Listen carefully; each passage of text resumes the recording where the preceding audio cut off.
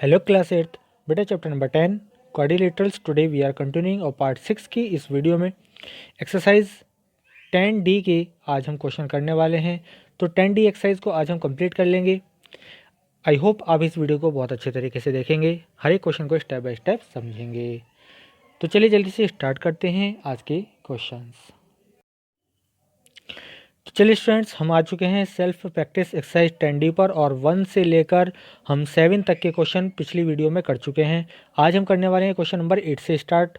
तो question number 8 को चलिए देख लेते हैं। सबसे पहले रीडिंग करते हैं क्वेश्चन को। क्वेश्चन नंबर 8 है, one of the diagonals of a rhombus is equal to one of its sides.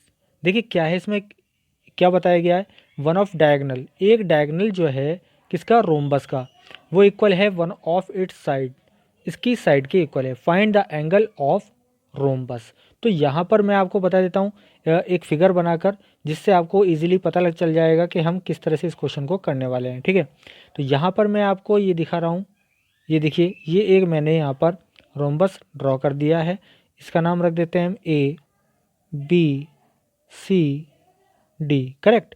अब इसका एक डायगोनल क्या है, ये कह रहे हैं one of the diagonal of the rhombus is equal to one of its side, इसके साइड के इक्वल है। ठीक है, तो यहाँ पर क्या है कि देखिए, ये मैं आपको पहले डायगोनल बता देता हूँ कौन कौन से हैं। एक तो हमारे पास BD डायगोनल है, क्लियर। और ये किस साइड के इक्वल है, ये कह रहा है कि इसकी एक जो डायगोनल है, ये डायगोनल इसकी साइड के इक्वल है। और आप जानते हैं रोम्बस की सभी साइड इक्वल होती हैं। तो यहाँ पर this one this one this one this one, ये इक्वल हो गई है। अब क्या है बात, देखिए इंपॉर्टेंट समझने वाली बात है कि बेटा ये जो ट्रायंगल बना आपका, आप यहाँ ट्रायंगल देखिए, एंगल जो बना इस ट्रायंगल के अंदर DBC, देखो DBC जो बना ट्रायंगल, इसके अंदर जो एंगल्स बन रहे हैं यहाँ पर, ठीक है।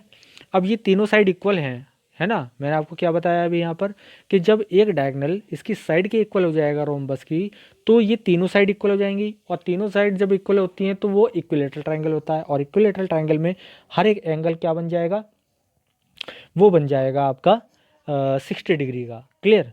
तो find the angles of rhombus, rhombus के आपको सभी क्या करने हैं, एंगल फाइंड करने हैं। तो यहाँ पर देख लीजिएगा, मैं एंगल C आपको लिख कर दिखा रहा हूँ। एंगल C हमारे पास कितना आ जाएगा, एंगल C हमारे पास एंगल A के इक्वल हो जाएगा, और वो हो जाएगा कितने का, 60 डिग्री का। कितना हो जाएगा, 60 डिग्री का। क्योंकि लिखेंगे ब्रैकेट में आप करके लिख सकते हैं, यहाँ पर ब्रैकेट में करके लिख दीजिएगा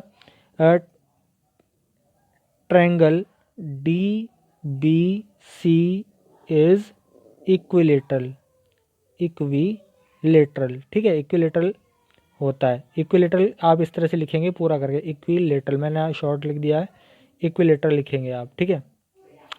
तो ये हो गया है। तो ट्रायंगल जो DBC था वो इक्विलेटरल हो गया, और इक्विलेटरल ट्रायंगल के जो एंगल्स होते हैं वो 60 के होंगे। तो ये एंगल जो C है, मैंने आपको टिक करके दिखा रहा हूँ, तो ये एंगल C जो है कितना हो जाएगा, 60 का हो जाएगा, जिस पर मैंने डबल मार्क किया है। ठीक है, अब आप देखिए एंगल जो ये आपका आ रहा है D, है ना, एंगल जो पूरा D है वो इतना बड़ा है। ठीक है, ADC को हम D एंगल कहेंगे, और ABC को एंगल B कहेंगे। ठीक है, क्योंकि B पर दो एंगल बन रहे हैं इंटीरियर में, तो आपको एक कंप्लीट एंगल चाहिए B, तो ABC होगा और ADC होगा। ठीक है, ABC और ADC इक्वल होंगे। और मैं बता देता हूँ आपको, मैंने बताया था कि जो एक के बाद एक एंगल आते चले जाते हैं, तो वो उन एंगल का सम जो होता है रोम्बस में, पैरेललोग्राम में, है ना, कोई सा भी हमारा क्वाड्रिलेटरल उस टाइप का, जैसे मान लीजिए आपका रेक्टेंगल है ना, मतलब पैरेललोग्राम होना चाहिए। ठीक है, पैरेललोग्राम की डेफिनेशन को वो फॉलो करना चाहिए। तो उसके जो 1 बाय 1 आते चले जाते हैं एंगल, उन दोनों का सम 180 होता है। तो एंगल C और प्लस एंगल ADC, तो इसका सम हो जाएगा 180। ठीक है, तो एंगल C ऑलरेडी आपके पास है, तो एंगल ADC कितना आ जाएगा, एंगल ADC आपके पास आ जाएगा 180 माइनस कितना, C कितना था हमारा 60, तो ये हमारे पास 120 आ गया। ठीक है, कितना आ गया, 120, क्लियर। तो अब हम किस तरह से लिखने वाले हैं, यहाँ तक आप वीडियो को पॉज करके लिख लीजिएगा। ठीक है, तो चलिए अब मैं आपको बता देता हूँ। तो एंगल आप क्या लिखेंगे, एंगल C, ठीक है, और एंगल ए ये आपका कितना आ गया था, 60 डिग्री आ चुका है। और ठीक है, ये सी था, ये बी था, ए था और यहाँ पर डी था। तो अब लिखेंगे आप angle A D C equal angle A B C is equal to 120 degree. तो इस तरह से आपको ये करना था। ये आपका आंसर आ चुका है। ठीक है, अब हमारे पास 9th क्वेश्चन है। चलिए 9th क्वेश्चन देखते हैं। A B C D is a rectangle. ठीक है, यहाँ पर देखिएगा ए बी सी डी एक रेक्टेंगल है। मैं आपको रेक्टेंगल दिखा दिया मैं आपको बनाकर यहाँ पर। ठीक है, और यहाँ पर क्या कहते हैं, E is the midpoint of A B. यहाँ पर ई मिड पॉइंट हो जाएगा। चलिए मान लिया हमने बिल्कुल बीच में। Prove that triangle D E C. ठीक है, यहाँ पर देखते हैं, इन्होंने फिगर भी बना के दिखाई है। चलिए यहाँ देख लीजिए। Prove that triangle D E C is an isosceles triangle. D E C कहाँ पर है, चलिए इसको दिखा देता हूँ। डी ई सी, ठीक है, डी देखो जिसको मैंने आपको करके दिखाया है यहाँ पर राउंड, ठीक है, मार्क करके दिखाया है, तो ये डी ई सी है। तो हमको ये दिखाना है कि ये आइसोस्केलेस है, यानी टू साइड्स की इक्वल हैं। तो आप क्या करेंगे, सबसे पहले देखिएगा ये ई मिड पॉइंट है, तो ई मिड पॉइंट होने की वजह से ए ई और ई बी दोनों इक्वल हो जाएंगे। यहाँ पे देखिए मार्क करके दिखा दिया। और रेक्टेंगल की आमने सामने की जो साइड्स होती हैं वो इक्वल होती हैं, ऑलरेडी आप जानते हैं। तो ये दोनों इक्वल हो जाएंगी, ए डी और बी सी। ठीक है, दो चीज़ें हो गई। और एंगल ए और बी दोनों 90-90 के हैं। तो आप क्या कर सकते हैं, यहाँ पर लिखिएगा, इसको मैं आपको करके दिखाता हूँ। यहाँ पर थोड़ा इसको क्लोज कर देते हैं जिससे हमारी सारी चीज़ें क्लियर हो जाए। यहाँ पर तो हम लिखते हैं इन ट्रायंगल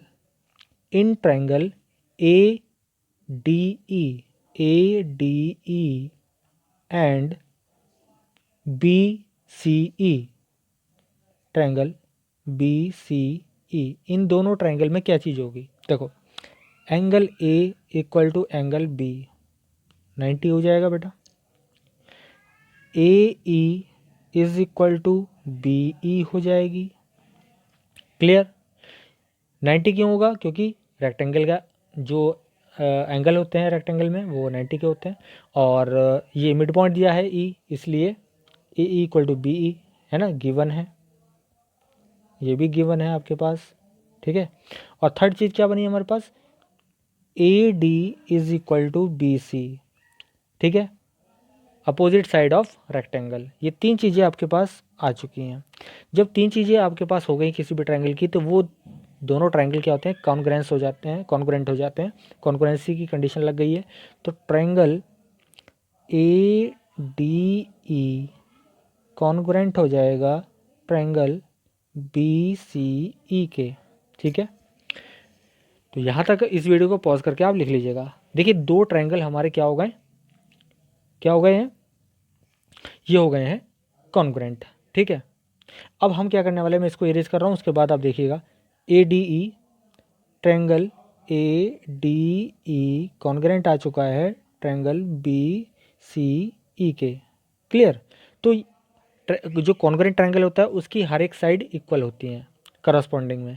तो क्या हुआ हमारे पास, जो डी ई है, D E is equal to E C हो जाएगी। ठीक है, ये हमारा क्या आ गया, D E equal to E C आ गया। और आप देख रहे हैं डी ई क्या है, ई मिड पॉइंट को डी से और सी से मिलाने वाला एक डी ई और ई सी जो लाइन सेगमेंट बना वो हो जाएगा। लेकिन वो ये दोनों चीज़ें क्या हैं, ये दोनों डी ई और ई सी क्या हैं, ट्रायंगल डी ई सी की टू साइड्स हैं। जब दोनों इक्वल हो जाती हैं, किसी भी दो साइड इक्वल हो जाती हैं किसी ट्रायंगल में, तो वो आइसोस्केलेस होता है। So triangle D E C is an isosceles, right, isosceles triangle. ये हमें प्रूफ करना था और हमारा चुका है ये। ठीक है, तो ये हमारे पास डी ई सी के बारे में पूछा था, तो हमने इसको प्रूफ कर दिया है। इसके बाद है हमारा 10th क्वेश्चन, लास्ट क्वेश्चन है इस एक्सरसाइज का, इसको भी देख लेते हैं। P Q R S is rhombus. देखिए यहाँ पर इस फिगर में P Q R S rhombus दे रखा है, इसका मतलब सभी साइड इक्वल हो जाएंगी, यहाँ पर मार्क करके आपको दिखा दिया गया है। ठीक, अब क्या कह रहे हैं, विद डायगोनल पी आर, तो डायगोनल पी आर हो गया, ये वाला पी आर डायगोनल है, तो पी आर डायगोनल को आगे तक बढ़ा दिया। ठीक है, ये भी हमारे समझ में आ गया है। तो डायगोनल क्या करता है रोम्बस के, जो इंटीरियर एंगल होते हैं उसको बाइसेक्ट करता है। तो मैं इसको दिखा देता हूँ आपको करके कि क्या चीज़ हम यहाँ पर यूज़ करने वाले हैं। तो बेटा ये एंगल जो है SRP, एंगल जो हमारा SRP है वो इक्वल हो जाएगा किसके, QRP के, है ना, ठीक है। एंगल QRP के इक्वल होगा क्योंकि PR डायगोनल ने बाइसेक्ट कर दिया, ये दोनों एंगल इक्वल हो गए। अब क्या होगा, इस एंगल की वजह से आप जानते हैं कि ये इतना एंगल जो मैं अभी मार्क करके दिखाया आपको, ये 180 का होगा, ठीक है। तो 180 का क्यों होगा टोटल कंप्लीट, क्योंकि ये स्ट्रेट लाइन है, PRT एक स्ट्रेट लाइन है। तो जब ये स्ट्रेट लाइन होगी तो बेटा आपके पास यहाँ पर आप लिख सकते हैं PRT is a straight line. जब स्ट्रेट लाइन होगी तो एंगल आपके पास SRT किसके इक्वल हो जाएगा, QRT के, एंगल QRT के इक्वल हो जाएगा, ठीक है।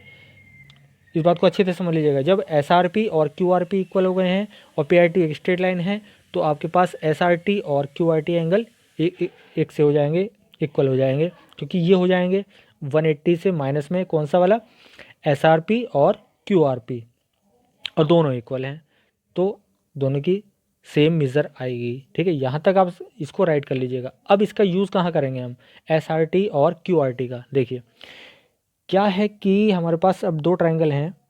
सबसे पहले मैं आपको बता देता हूँ इसमें पूछा क्या था। इसमें ये पूछा था कि आपको ST और TQ इक्वल प्रूव करने हैं। देखो यहाँ पर TQ और TS को इक्वल दिखाना है। तो TQ कौन सी है हमारे पास, TQ है ये वाली लाइन और TS हमारे पास ये वाली लाइन है, ठीक है। तो हम किस तरह से करेंगे, चलिए देखो फटाफट से ले लेते हैं इस ट्रायंगल को। इन ट्रायंगल SRT जहाँ तक मैंने आपको बता दिया वहाँ तक आप राइट कर लेंगे पहले वीडियो को पॉज करके, उसके बाद ये लिखना शुरू करें। And triangle QRT। अभी क्या है कि SR इक्वल टू QR, क्योंकि ये रोम्बस की साइडें इक्वल हैं। अभी हमने एंगल भी प्रूव किया है, SRT, angle SRT is equal to angle QRT, ठीक है बेटा।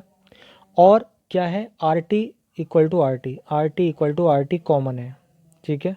तो ये तीन कंडीशन बन गई हैं हमारे पास। इन तीन कंडीशन से क्या मिलता है हमको, ये दोनों जो ट्रायंगल मैंने लिखे थे SRT और QRT, ये क्या हो जाएंगे, कॉन्ग्रुएंट हो जाएंगे।